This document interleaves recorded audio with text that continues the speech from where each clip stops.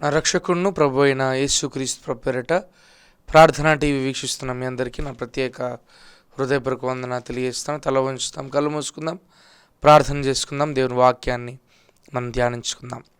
మహాపరిశుద్ధుడా యేసయ్య, నీ బంగారు పాదాలకు వెలలేని స్తుతులు స్తోత్రం చెల్లిస్తున్నాం నాయన. నీవు గొప్ప దేవుడవు, ఆశ్చర్యకరుడవు, జీవం గల తండ్రివి, నీకు స్తోత్రం నాయన. కొద్ది నిమిషాలు నీ శ్రేష్ఠ వాక్యం ధ్యానించబోతుండగా నా నోటి మాటలు, మా అందరి హృదయ ధ్యానాలు నీ దృష్టికి అంగీకారోగ్యం చేయండి. మీరు మాత్రమే మాతో మాట్లాడి మహిమ పొందమని ప్రార్థిస్తున్నాం నాయన. మనిషిగా నన్ను మాట్లాడితే ప్రయోజనం లేదు నాయన. ఆత్మదేవా, నీ సత్య సారాంశంతో, సత్య పలుకులతో, ఆదరణ కలిగించే మాటలు, జీవం కలిగించే మాటలు, బ్రతుకును సరిచేసే నీ మాటతో తృప్తిపరిచి మహిమ పొందమని, నన్ను మీ సెలవుచాటును మరుగుపరుచుకొని వాడుకోమని యేసుక్రీస్తు పరిశుద్ధ నామమున పేరట ప్రార్థించి అడిగి వేడుకుంటున్నాం మా పరమ తండ్రి, ఆమేన్. క్రీస్తునందు ప్రేమన వాళ్ళరా, ఆధ్యాత్మిక జీవితంలో ఎదుగుతూ, వాక్య ధ్యానంలో ఉంటూ, ప్రార్థన జీవితాన్ని జీవిస్తూ, కుటుంబాలను క్రీస్తుతో కట్టుకుంటున్న విధానం బట్టి నేను ప్రభువును స్తుతిస్తున్నాను, ప్రభువును గణపరుస్తున్నాను. మీరు చెప్తా ఉన్న సాక్ష్యాలు, మీ ప్రార్థన విన్నపాలను బట్టి నేను ప్రభువును స్తుతిస్తున్నాను. అందరి కొరకు ప్రార్థన చేస్తూ ఉన్నాను. ఆలస్యం లేకుండా త్వరగా మనము దేవుని వాక్యాన్ని మనం ధ్యానించుకుందాం. పరిశుద్ధుడైన లూకా వ్రాసిన సువార్త 12వ అధ్యాయము 15వ వచనం నుంచి 21వ వచనం చదువుకుందాం. మరియు ఆయన జాగ్రత్త పడి ఒకని కలిమి విస్తరించడం వాని జీవనకు మూలము కాదనను. మరియు ఆయన వారితో ఈ ఉపమానము చెప్పెను. ఒక ధనవంతుని భూమి సమృద్ధిగా నుండి పండెను. అప్పుడు అతడు, నా పంట సమకూర్చుకున్నటకు నాకు స్థలము చాలదు గనుక నేనేమి చేతునని తనలో తాను ఆలోచించుకొని, నేను ఇలాగు చేతును, నా కొట్లు విప్పి వాటికంటే గొప్పవాటిని కట్టించి అందులో నా ధాన్యం అంతటిని, నా ఆస్తిని సమకూర్చుకొని, నా ప్రాణముతో ప్రాణమా, అనేక సంవత్సరములకు విస్తారమైన ఆస్తి నీకు సమకూర్చబడి ఉన్నది, సుఖించుము, తినుము, త్రాగుము, సంతోషించుమని చెప్పుకొందుకనుకున్నాను. అయితే దేవుడు, వెర్రివాడా, ఈ రాత్రి నీ ప్రాణం అడుగుచున్నారు, నీవు సిద్ధపరిచినవి ఎవని వగునని అతనితో చెప్పాను. దేవుని ధనవంతుడు కాక తన కొరకే సమకూర్చుకున్నవాడు అలాగుననే ఉండునని చెప్పాను. క్రీస్తునందు ప్రియమైన వాళ్ళారా, ఈరోజు దేవుడు మనతో మాట్లాడబోయే మాట, ఎంత ధనమున్నా, ఎంత సమకూర్చుకున్నా క్రీస్తును మన జీవితంలో వదలకూడదు. ఎంత ఆస్తి సమకూర్చుకున్నా, ఎంత ధనముండినా మన జీవితాల్లో క్రీస్తు ప్రాముఖ్యము, దేవుడు మన జీవితంలో ప్రాముఖ్యం అనే మాటను దేవుడు మనతో మాట్లాడబోతున్నాడు. You might be having much, but still when it comes to God's presence, we have to kneel down and pray and believe that God is with us. దేవుడు మనతో ఉన్నాడు అనే మాటను మనం జ్ఞాపకం చేసుకోవాలి. ప్రియమైన బిడ్డలారా, ఈ సభలో దేవుడు మనతో మాట్లాడుతూ ఉన్నాడు. ఎంత మనం హెచ్చినను, ఎంత మనకున్నను ప్రభు వైపు చూడాలి అనేది ప్రభు ఆశపడతా ఉన్నాడు. ఇక్కడ ఈ మాటను గమనిస్తూ ఉన్నప్పుడు 16వ వచనంలో ఒక ఉపమానాన్ని యేసుక్రీస్తు ప్రభువు వారు బోధిస్తున్నట్టు చూస్తున్నాం. లూకా సువార్త 12వ అధ్యాయం 16వ వచనం. యేసుక్రీస్తు ప్రభువు వారు ఈ లోకంలో ఉన్నప్పుడు అనేక ఉపమాన రీతిగా ఆయన బోధిస్తున్నట్లు మనం చూస్తూ ఉన్నాం. ఎందుకు ఆయన ఉపమానాలు చెప్పాలి? శాస్త్రాలు చెప్పచ్చు కదా, ఇంకా దైవ జ్ఞానాన్ని ఆయన చెప్పచ్చు కదా, లేదంటే ఆయన పరజ్ఞానాన్ని చెప్పచ్చు కదా అని చెప్తే, అక్కడ ఉన్న ప్రజలకి చాలా ఏమీ తెలియని పరిస్థితుల్లో వారు ఉన్నారు. ఇగ్నరెన్స్ ఆఫ్ గాడ్, దేవుడు ఎవరో తెలియని పరిస్థితుల్లో వారు ఉన్నారు. కాబట్టి వారికి తెలపడానికి, అంతవరకు వారికి ధర్మశాస్త్రం మాత్రమే తెలుసు. యేసు ప్రభు వస్తాడని, మెస్సీయ వస్తాడని మాత్రమే తెలుసు. ఆ మెస్సయ్య ఎలా ఉంటాడు, ఆ మెస్సయ్య ఏం చేస్తాడు, ఏం చేయగలడు తమ జీవితాలకు అనే మాట వారికి తెలియదు కనుక వారు ఇంకా నమ్మని పరిస్థితులు ఉన్నారు. కనుక వారిని నమ్మించడానికి, దేవుడు ఏమై ఉన్నాడో చెప్పడానికి ఉపమానాలని యేసు ప్రభు మాట్లాడుతున్నాడు. ప్రియమైన బిడ్డలారా, ఆయన ఏదో ఇస్తాడని నమ్మడం కాదు, కానీ ఆయన ఏమై ఉన్నాడో, ఆయన ఉనికి ఏమై ఉందో అందును బట్టి దేవుడు నమ్మాలి అని దేవుడు మనతో మాట్లాడుతున్నాడు. Oftentimes we come to God for blessing, for something else. ఈరోజు మన జీవితాల్లో దేవుని దగ్గరికి ఎందుకు వస్తూ ఉన్నావు? ఏం చేస్తాడు యేసు ప్రభువు అంటే, ఆయన మా జీవితాలు మారుస్తాడు, ఆయన మా జీవితాలకు ఆశీర్వాదాలు ఇస్తాడు. అంత మట్టుకే తెలుసుకుంటున్నాం దేవుణ్ణి. ఆయన సింహాసనం అందున్నాడని, ఆయన మన కొరకు రాబోతున్నాడనే మాటను ఈరోజు మనం మర్చిపోతా ఉన్నాం, నిర్లక్ష్యం పెడతా ఉన్నాం. ఒక ఎవాంజలిస్ట్ చెప్తా ఉన్నాడు, ఒక సువార్థికుడు ఒక మాట చెప్తా ఉన్నాడు, బీవేర్ ఆఫ్ గాడ్స్ వర్డ్. ఈరోజు దేవుని భయము సంఘాల్లో లేకుండా పోతా ఉంది. దేవుని భయము క్రైస్తవ్యంలో లేకుండా పోతా ఉంది అని ఆ ఎవాంజలిస్ట్ చెప్తా ఉన్నాడు, ఆ సువార్థికుడు చెప్తున్నాడు. Not only the believers but also pastors and evangelists who preach God's word are diverting themselves. వారి జీవితాలను పక్కదావ పెట్టేసుకుంటా ఉన్నారు. వాక్యం వరకే వారి జీవితాలు ఉన్నాయి, కానీ వాక్యం తర్వాత వారి జీవితాలు వేరేగా ఉన్నాయి. క్రీస్తుకు ఒక జీవితాన్ని, మనిషికి ఒక జీవితాన్ని చూపించుకోమని యేసుప్రభు ఎప్పుడు మనకు చెప్పలేదు.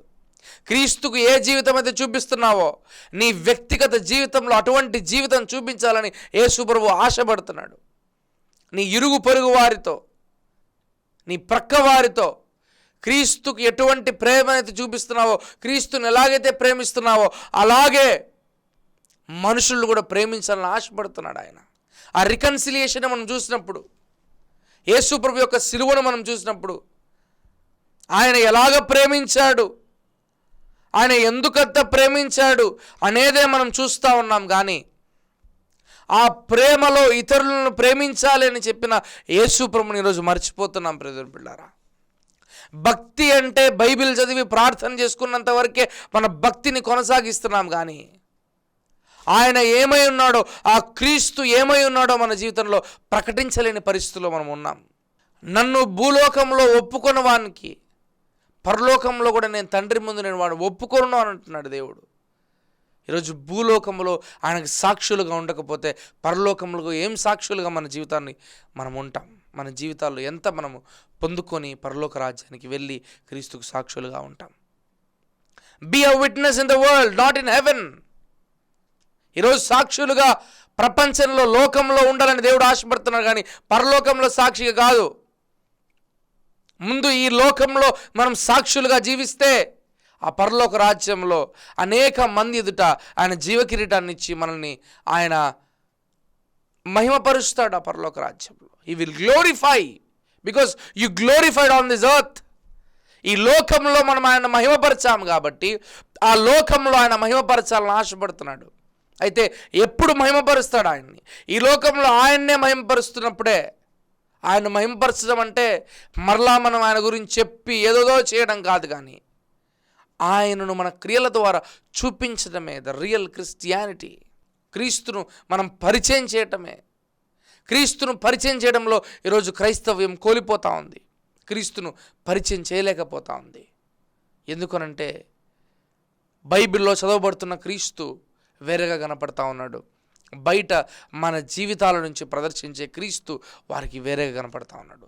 ఒకే క్రీస్తే, ఒక క్రీస్తునే వివిధ రకాలుగా మనం మాట్లాడుతూ ఉన్నాం. ఆయన గొప్ప దేవుడు అనేది చాటి చెప్పాల్సిన మనము ఆయన ఏదో ఇచ్చేస్తాడు అని చెప్పుకొని సర్దుబాటు చేసుకుంటున్నాం. అయితే దేవుడు ఈరోజు మనతో మాట్లాడుతున్న మాట, ఆయన ఏమిస్తాడో అని నువ్వు ఆయన దగ్గరికి వెళ్ళొద్దు. ఆయన ఏమై ఉన్నాడో అందుకు ఆయన దగ్గరికి వెళ్ళి. చదవబడిన లేఖన భాగం గమనిస్తూ ఉన్నప్పుడు ఉపమాన రీతిగా యేసు ప్రభు చెప్తా ఉన్నాడు, ఒక ధనవంతుడు ఉన్నాడయ్యా. ఆ ధనవంతుడు అనుకుంటా ఉన్నాడు, నేను ఆస్తిని సమకూర్చుకున్నా, నాకు ఇంకా ఏం డోకా లేదు, నా జీవితం అంతా నేను సమృద్ధిగా నాకు ఉంది, నా తరతరాలమైన నేను పెట్టుకున్నాను. అక్కడ చూడండి ఆ మాటను మనం గమనిస్తే, అప్పుడు అతడు నా పంట సమకూర్చుకుంటకు నాకు స్థలము చాలదు కనుక నేనేమి చేతులను తనలో ఆలోచించుకొని నేను ఇలాగూ చేతును, నా కొట్లు విప్పి వాటికంటే గొప్పవాటిని కట్టించి అందులో నా ధాన్యమంతటి నా ఆస్తిని సమకూర్చుకొని. ఇంకా ఆస్తి సమకూర్చకుండా ఉంటే, ఆ ఆస్తి ఎక్కువ అయిపోతూ ఉంటే ఆయన అంటున్నాడు, ఇంకొక చిన్న ఒక గృహాన్ని నేను కట్టించేసి ఆ గృహంలో ప్రతి ఒక్కటి నేను పెట్టేస్తాను అని పెట్టుకొని దేనితో మాట్లాడుతూ ఉన్నాడు? ప్రాణంతో మాట్లాడుతూ ఉన్నాడు. ప్రాణానికి మేలు చేసిన దావీదు మాత్రం ఏమంటుందంటే, నా ప్రాణమా యెహోవాను సన్నిధించుము, ఆయన చేసిన ఉపకారములలో దేనిని మరొకము అంటున్నాడు. Do not forget all his benefits అనే మాట మనం చూస్తాం. ఆయన చేసిన ఉపకారములు దేని మరవద్దు. నాకేం చేశాడు దేవుడు అంటున్నాడు. నీకు ఒక ఆయువు ఇచ్చాడు, జీవితం ఇచ్చాడు. ఈ లోకాన్ని చూడలేక ఎంతోమంది గతించిపోతా ఉన్నప్పటికీ నన్ను ఆయన సజీవ లెక్కలో ఉంచుకున్నాడు. అంతకంటే గొప్ప ఆశీర్వాదం ఏమీ లేదు ప్రియమైన బిడ్డ. నువ్వు బ్రతికుండమే ఒక గొప్ప ఆశీర్వాదం. మనం ఈరోజు చలించడమే, బ్రతికుండడమే గొప్ప ఆశీర్వాదం అని దేవుడు మనతో మాట్లాడు. ఆశీర్వాదం అన్నప్పుడే డబ్బులో, కారో, ఇంకోటి కాదు. Your life it self is a blessing, not only for you but for many. నువ్వు ఒక్కడివే ఆశీర్వించబడాలనుకుంటున్నావు, కానీ నిన్ను అనేకులకు ఆశీర్వాదంగా చేయాలని ప్రభు ఆశపడుతున్నాడు. ఈ మాటను మనం చూస్తూ ఉన్నప్పుడు ఆ ధనవంతుడికి ధనం ఎక్కువైపోయి సమకూర్చుకున్నాను అంటున్నాడు. ప్రాణముతో మాట్లాడుకుంటా ఉన్నాడు. ఆ ప్రాణమా, తినుము, త్రాగుము, సుఖించుము. Let us enjoy, let me enjoy. అందుకే ప్రసంగికర్త మాట్లాడతాడు. చూడండి, ప్రసంగి గ్రంథము 9వ వచనాన్ని మనం చూస్తే, నీ యవ్వన కాలముందు నీ హృదయమును సంతుష్టిగా ఉండడము, నీ కోరిక చొప్పును నీ దృష్టి యొక్క ఇష్టము చొప్పును ప్రవర్తింపు. అయితే వీటన్నిటిని బట్టి దేవుడు నిన్ను తీర్పులోనికి తెచ్చిన జ్ఞాపకం ఉంచుకొనము. చూస్తున్నాడు ఆయన, అన్నీ చూస్తున్నాడు మన జీవితంలో. ఇంకా మన జీవితం అలాగే ఉంటే అని అంటున్నాడు, నా దగ్గరికి రండి, ప్రయాసపడి భారం వచ్చిన సమస్త జల్లారా నా ఎంతకు రండి. ఈ వ్యక్తి అంత ఆస్తి నేను సమకూర్చుకున్నా, నా జీవితంలో నేను అన్నీ కలిగి ఉన్నా అనుకుంటున్నాడు. కానీ ఆ వ్యక్తికి తెలియని విషయం ఏంటంటే, నేను చనిపోతే క్రీస్తు అనే వ్యక్తి నాకు తెలియదు, క్రీస్తు అనే దేవుడు నాకు తెలియదు. క్రీస్తునందు ప్రేమను వారలారా, ఈ లోకంలో అన్నీ సంపాదించుకొని క్రీస్తును సంపాదించకపోతే మన జీవితం ఏ పాటిది? ఈరోజు వాక్యం సెలవిస్తూ ఉంది. RZIM Ravi Zacharias international ministries అని మనందరికీ కూడా తెలుసు. చాలా అద్భుతమైన పరిచర్యలు చేసి దాదాపు బిల్లీ గ్రహం గారితో అటువంటి గొప్ప గొప్ప సేవకులతో పరిచయం చేసిన వ్యక్తిని, ఆయన జీవిత సాక్ష్యాన్ని మనం గమనించినప్పుడు ఒక భయంకరమైన పరిస్థితులు ఆయన ఉంటాడు. చివరి పరిస్థితిలో భయంకరమైన ఒక డ్రగ్ అడిక్ట్గా ఆయన ఉండి భయంకరమైన మత్తు పదార్థాలతో ఆయన జీవితాన్ని నాశనం చేసుకుంటూ ఢిల్లీ హాస్పిటల్లో అడ్మిట్ అయిపోయిన తర్వాత రోజు ఆయన పరిస్థితి, ఇంకా నేను చచ్చిపోతున్నాను అనే పరిస్థితిలోకి ఆయనకు వచ్చేసిన తర్వాత తెలీదు, ఎవరో ఆయన బెడ్ పక్కన ఒక బైబిల్ గ్రంథాన్ని పెట్టారు. ఆ బైబిల్ గ్రంథాన్ని పెట్టిన వెంటనే ఆయన వాష్రూమ్కి లేచి వెళ్తూ వస్తున్నప్పుడు, ఏంటి ఈ గ్రంథం, ఏంటి దీని యొక్క విస్తరణ, గొప్ప బ్రాహ్మణ కుటుంబంలో ఉన్న వ్యక్తి కూడా ఆయన తీసి చదువుతున్నప్పుడు ఆయన ఎన్నో మాటలు దర్శించాయి. అందుకే చచ్చిపోయేంత వరకు he was one of the beautiful and wonderful అపాలజెటిక్స్లో అద్భుతమైన మాటలు ఆయన చెప్పగలడు. క్రీస్తు యొక్క వ్యక్తిత్వాన్ని ఆయన పరిచయం చేశాడు. క్రీస్తు ఎవరు అనే విషయాలు ఎన్నో ఆయన చెప్పుకున్నాడు. ఆయన అంత చెప్పడానికి కారణం ఆయనకున్న వేదాంతపు జ్ఞానం కాదు, ఆయనకున్న థియోలాజికల్ నాలెడ్జ్ కాదు. ఆయనకు ఉన్న ఒకటి తెలుసా? Who Christ in my life, క్రీస్తు ఎవరు నా జీవితంలోనే తెలుసుకున్నాడు ఆయన. ఈరోజు మనం ఆస్తిని సమకూర్చుకోవడం, డబ్బులు సమకూర్చుకోవడం అన్నీ మనం చేసుకుంటున్నాం, కానీ where we fail is giving time to Jesus. క్రీస్తుకు మన సమయము ఇవ్వలేకపోతా ఉన్నాం, మన సమయాన్ని ఇవ్వలేకపోతా ఉన్నాం. ఆయన హృదయాన్ని ఇవ్వమంటే మనం ఏవేవో చేస్తున్నాం, ఆయనకు పూజలు చేస్తున్నాం, అర్పిస్తున్నాం, ఏవేవో చేస్తున్నాం, కానీ మన హృదయాన్ని అడుగుతున్నాడు ఆయన. మన హృదయంలో ఒక చోటు అడుగుతున్నాడు ఆయన. సిలువ పెట్టి ఏవేవో చేయమనట్లేదు, కానీ ఆయన బొమ్మను చూసి మొక్కి ఏమేమో చేయమనట్లేదు, కానీ ఆయన ఒకటే ఆశపడుతున్నాడు. నీ హృదయంలో ఆయనకు చోటు కావాలి. ఈ వ్యక్తి హృదయంలో యేసు ప్రభువుకు చోటు లేదు. ఈ వ్యక్తి హృదయంలో ధనానికి చోటు ఉంది. ఈ వ్యక్తికి ధనమే ఒకటైపోయిందేమో, కానీ మన హృదయంలో ఏ కోరికలు ఉన్నాయి మన జీవితాన్ని, ఏ నేత్రాశ మన జీవితాన్ని నాశనం చేస్తుంది, ఏ లోకాశ మన జీవితాన్ని నాశనం చేస్తుంది గ్రహించుకుందాం. ఈ వ్యక్తిని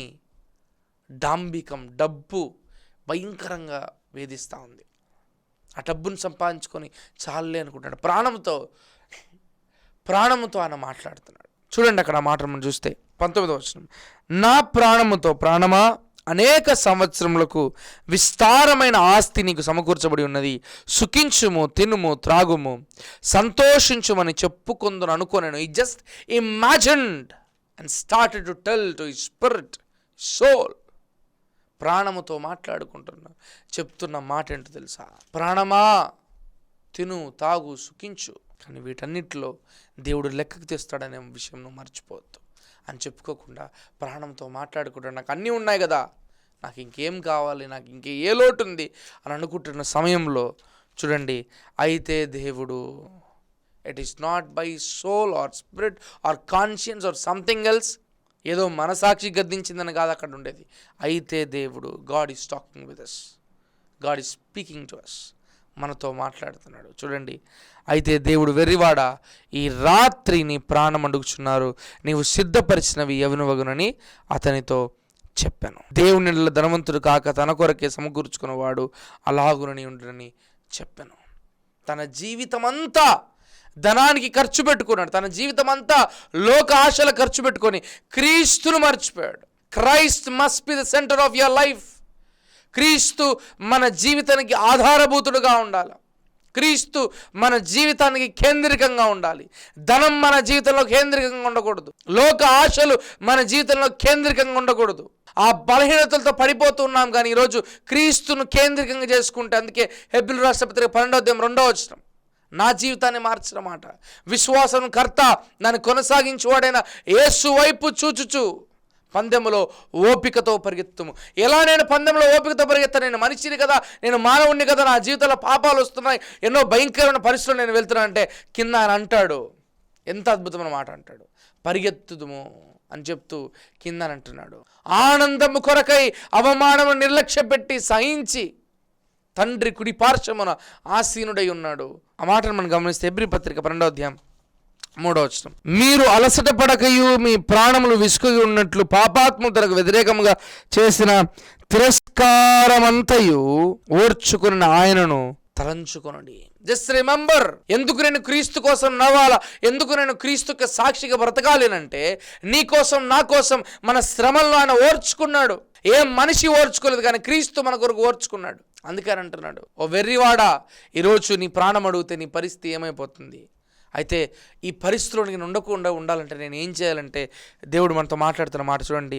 కొలసీలకు రాసిన పత్రిక 3వ అధ్యాయం 1 మీరు క్రీస్తుతో కూడా లేపబడిన వారైతే పైనున్న వాటిని వెలుకుడి, అక్కడ క్రీస్తు దేవుని కుడి పార్శ్వమున కూర్చుండి ఉన్నాడు. పైనున్న వాటి మీదనే కానీ భూసంబంధమైన వాటి మీద మనస్సు పెట్టుకొనకుడి. ఏలైనగా మీరు మృతి పొందుతిరి, మీ జీవము క్రీస్తుతో కూడా దేవుని యందు దాచబడి ఉన్నది. నీ తల్లితో దాచబడలేదు, నీ తండ్రితో దాచబడి ఉండలేదు, నీ బంధుమిత్రులతో దాచబడి ఉండలేదు, నీకు నచ్చిన వారితో నీ జీవం దాచబడి ఉండలేదు. ఎవరితో దాచబడిందంటే క్రీస్తుతో కూడా మీ జీవం దాచబడి ఉన్నది అని వాక్యం సెలవిస్తాం. జ్ఞాపకం చేసుకుందాం. ఈరోజు నన్ను ఎవరు ప్రేమించట్లేదు, ఎవరు నా దగ్గరికి రావట్లేదని అనుకుంటున్నాం, కానీ క్రీస్తు యందు మన జీవితం దాచబడి ఉంది. మన జీవం కూడా క్రీస్తుతో దాచబడి ఉన్నదని వాక్యం సెలవిస్తాం. అమూల్యమైన రక్తముతో ఆయన వెలపెట్టి కొన్నాడు నిన్ను నన్ను. దేహముతో దేవుని మహింపరచండి అంటారు. ఈరోజు మన జీవితంలో క్రీస్తు కొరకు మనం బ్రతుకుతున్నామని, క్రీస్తు యొక్క సాక్షులుగా మనం ఉండమని అనుకొని మన జీవితంలో మురిసిపోతున్నాం. కానీ ఈరోజు ఈ మాటను మనం జ్ఞాపకం చేసుకోవాలి. క్రీస్తు, అక్కడ మాటను మనం చూస్తే చూడండి, క్రీస్తుతో కూడా దేవుని యందు మన జీవం దాచబడి ఉన్నది. అమూల్యమైన రక్తాన్ని ఆయన మనకు వెలపెట్టి కొట్టినాడు. కానీ ఈరోజు మనం ఏం చేస్తున్నాం తెలుసా? శరీర కోరికలు వాంఛలు తీర్చుకుంటూ ఆయన నన్ను క్షమిస్తాడులే, దేహంతో నాకు సంబంధం లేదులే అనే పరిస్థితి మనం మాట్లాడుకుంటాం. కానీ దేహము దేవుని ఆలయం ఇది అనే వాక్యం చెప్తాం. కొరింథీయులకు రాసిన 1వ పత్రిక 6వ అధ్యాయం చివరి వచనం చదువుదాం. విలువ పెట్టి కొనబడిన వారు గనుక మీ దేహముతో దేవుని మహిమపరచుడి. You are valuable inside of God, so glorify with your body. దేహముతో దేవుణ్ణి మనం మహింపరుద్దాం. ఈరోజు ఆయన ఆత్మను మాత్రం చూస్తున్నట్లే, అయిపోయిందిలే, సరిపోయిందిలే అని చెప్పి దేహాన్ని మనం మన జీవితంలో పాడు చేసేసుకుంటున్నాం మన జీవితాన్ని. కానీ ఆయన నివసించాలి అనుకున్నప్పుడు ఎంత పరిశుభ్రంగా ఉండాలి, ఎంత పరిశుద్ధంగా మన జీవితాన్ని జీవించాలో మనం ఆలోచించాలి. We must think of our life, how much holy we have to live. ఎంత గొప్పగా, ఎంత పరిశుద్ధంగా మన జీవితాన్ని జీవించాలి. క్రీస్తు మన కొరకు ప్రాణం పెట్టాడు. ఎన్ని మనం విన్నా, ఎన్ని మనం చెప్పినా మన జీవితం మారకపోతే చూడండి, అయితే వెర్రివాడా, ఈరోజు నీ ప్రాణం అడిగితే నీ పరిస్థితి ఏంటి? అందుకని అంటాడు కదా, చూడండి మత్తయి సువార్త 10వ అధ్యాయం 28వ వచనం, మరియు ఆత్మను చంపనేరక దేహమునే చంపువారికి భయపడకుడి గాని ఆత్మను దేహమును కూడా నరకములో నశింపజేయగల వానికి మిక్కిలి భయపడుడి అనే మాటను మనం చూస్తాం. ఇంకొక మాటను మనం చూస్తాం లూకా సువార్త అదే 12వ అధ్యాయం 5వ వచనం చదువుదాం. ఎవనికి మీరు భయపడవలనో మీకు తెలియజేయుదును, చంపిన తర్వాత నరకంలో పడద్రోయ శక్తిగల వానికి భయపడుడి, ఆయనకే భయపడుని మీతో చెప్పుచున్నాను. భయము, the fear of God, reverential fear towards God ఈరోజు మన జీవితంలో కోల్పోతున్నాం. ఆ భయం, భక్తి మనం కోల్పోతున్నాం. భక్తి ఉంటే భయం లేదు, భయం ఉంటే భక్తి లేని పరిస్థితిలోకి ఈరోజు క్రైస్తవ్యం మనం వచ్చేసాము అని దేవుడు మనతో మాట్లాడుతున్నాడు. అయితే వెరివాడా, ఈరోజు నీ ప్రాణం అడిగితే నీ పరిస్థితి ఏంటి? ఇన్ని మనం కోల్పోయి అందుకే మనం చూస్తున్నాం. యాకోబు పత్రిక ఒక్క మాట చెప్పిన వాక్యం తెస్తాను. యాకోబు రాసిన పత్రిక 4వ అధ్యాయం 14వ వచనం. రేపేమి సంభవించునో మీకు తెలియదు, మీ జీవం ఏ పాటిది, మీరు కొంతసేపు కనబడి అంతలో మాయమైపోయే ఆవిరి వంటి వారే. క్రీస్తునందు ప్రియమైన వాళ్ళారా, గత కొన్ని దినాల ముందు జరిగిన ఒక సంఘటన మీకు నేను తేవాలని ఆశపడుతున్నాడు. ఆ బస్సులో ప్రయాణిస్తున్న వారి జీవితాలకు తెలియదు వారు ఎప్పుడు మరణిస్తారో. వారు అనుకుంటా ఉండొచ్చు, మేము గమ్యస్థానానికి చేరిన తర్వాత మాకు ఇంత వస్తుంది, మేము ఇది చేసాం అది చేసాం అని వారు విరవిక్కుంటూ, లేదా వారి శ్రమల్లో వారి కష్టాల్లోనే వారు ఉండిపోవచ్చు. కానీ వారి జీవితం అలాగే కలిసిపోయింది, గాల్లో కలిసిపోయింది. వారి జీవితాలు పోగొట్టుకున్నారు వారు. ఈ వ్యక్తి కూడా దేవుడు ఆ రోజు అంటున్నాడు, దేవుడు వెరివాడా, ఈరోజు నీ ప్రాణం అడిగితే నీ పరిస్థితి ఏంటి? క్రీస్తును కలిగి ఉంటే పరలోకానికి వెళ్తావు. క్రీస్తును కలిగి లేకపోతే అపవాదికి సిద్ధపరచబడిన నరకంలోకి మనం వెళ్తాం. కానీ క్రీస్తును కలిగి ఉంటే మన జీవితాలు ఆనందమయంగా ఉంటాయి. దేవుడు మనతో మాట్లాడుతున్నాడు. ఆయనలో ఉన్న సంతోషం ఈ లోకంలో ఎవరు ఇవ్వలేరు ప్రియమైన బిడ్డలారా. కాబట్టి ఆయన కలిగి రేపేమి సంభవించడం ఎవరికి తెలియదు కనుక మనం ఆయన కొరకు బ్రతుకుతూ ఆయన కొరకు జీవించగలిగితే మన జీవితంలో గొప్ప కృపను చూస్తాం. అట్టి కృప ప్రభువు మనకు సహాయం చేయను గాక. ప్రార్థన చేసుకుందాం. మహాపరిశుద్ధ యేసయ్యా, నీకు వందనం చెల్లిస్తాం ప్రభువా. మా అందరితో నీవు మాట్లాడిన లేఖనాలు బట్టి నీకు వందనం చెల్లిస్తాం ప్రభువా. అయితే వెర్రివాడా, నీ ప్రాణం నిండితే నీ పరిస్థితి ఏంటి అని ప్రభువా మా పరిస్థితిలోకి చూసి మాతో మాట్లాడిన విధానం బట్టి వందనాలయ్యా. అవును ప్రభువా, మా జీవితాలు భయంకరమైన పరిస్థితులు ఉంటాయి ప్రభువా. విశ్వాసం కర్త తను కొనసాగించు నీవు చూస్తూ యేసయ్యా ముందు కృపను భాగ్యం దయచేయమని, అటువంటి కృపని చడిపించి మీ కార్యం చేయించండి. విన్న వాక్యం వ్యర్థము కాకున్నట్లు ప్రతి ఒక్క హృదయాల పదిలపరిచి స్థిరపరిచి బలపరచమని అయ్యా. నీ రాకడ వచ్చి పర్యంత వరకు నాయన ప్రభువా, నేడు రేపో నాయన ప్రభువా నువ్వు రాబోతున్నావు నాయన, కృప చూపించి నడిపించమని ప్రార్థిస్తాం ప్రభువా. ఏ క్షణం మా అభిప్రాయపోయినా ఏ క్షణం వచ్చిరా నీతో కలిసి కృపను భాగ్యం దయచేయమని యేసుక్రీస్తు పరిశుద్ధ బ్రట ప్రార్థించడం వేడుకుంటున్నాం మా పరమ తండ్రి. Amen. Praise the Lord. God bless us all.